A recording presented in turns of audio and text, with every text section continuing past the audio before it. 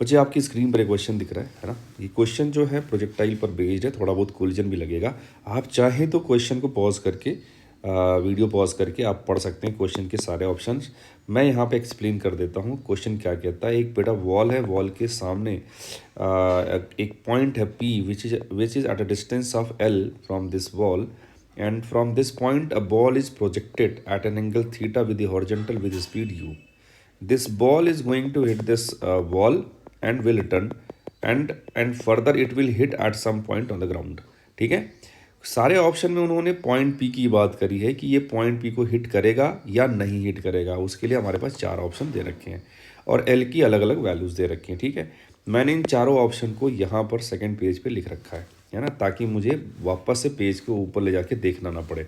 ठीक है, तो पहले ऑप्शन में उन्होंने ये बोला कि अगर मैंने एल की वैल्यू जो है, जो ये पॉइंट पी का वॉल से डिस्टेंस है, अगर वो मैंने half of the horizontal range रख दी तो वो पॉइंट पी पर दोबारा रिटर्न कर जाएगा ये बॉल आफ्टर कोलिजन। ठीक है, तो आप एक चीज़ देखो बेटा कि अगर आपने बॉल को यहाँ से फेंका है, ऐसे इस तरीके से गया ये है ना, ये हाईएस्ट पॉइंट वाला पॉइंट हो जाएगा बॉल का। यहाँ पे हॉरिजॉन्टल कंपोनेंट ही रहेगा। ठीक, आफ्टर कोलिजन जो वेलोसिटी हो जाती है वो नॉर्मल के अलोंग वो ई टाइम्स हो जाता है। तो यहाँ पे अगर वेलोसिटी जो है बिफोर कोलिजन अगर यू एक्स था तो just after collision e times u x हो जाएगा, where e is the coefficient of restitution.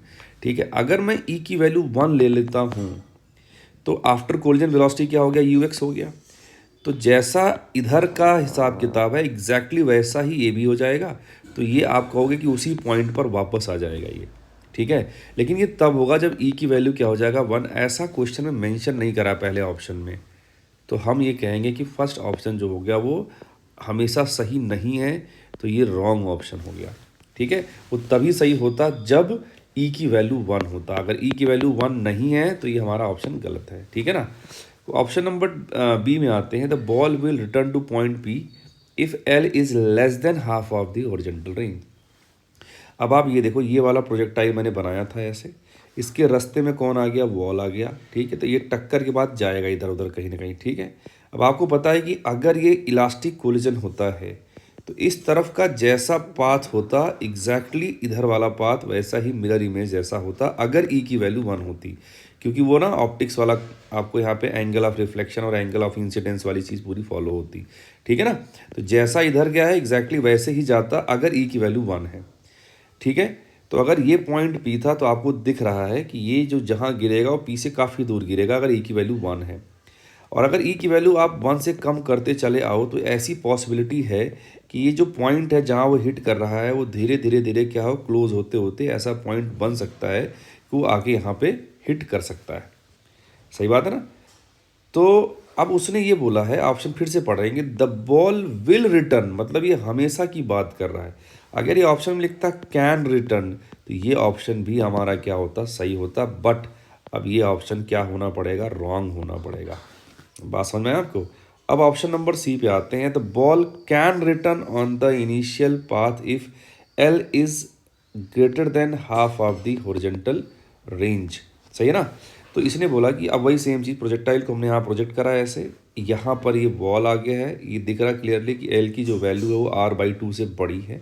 ठीक है, आपका पॉइंट पी ये है। अगर ये बॉल नहीं होता तो ये प्रोजेक्टाइल जो है ऐसे यहाँ आ रहा होता। अगर ई की वैल्यू 1 रखोगे तो एग्जैक्टली इस वाले रास्ते का कॉपी यहाँ दिखेगा आपको। अगर ई की वैल्यू 1 से कम रखोगे तो ये और कम होता चला जाएगा इस तरीके से। सही बात है ना। तो आपको दिख रहा है कि ये जो पॉइंट है वो पी से दूर ही चला जा रहा है, कभी पी की तरफ नहीं पहुँच पाएगा। सही बात है ना।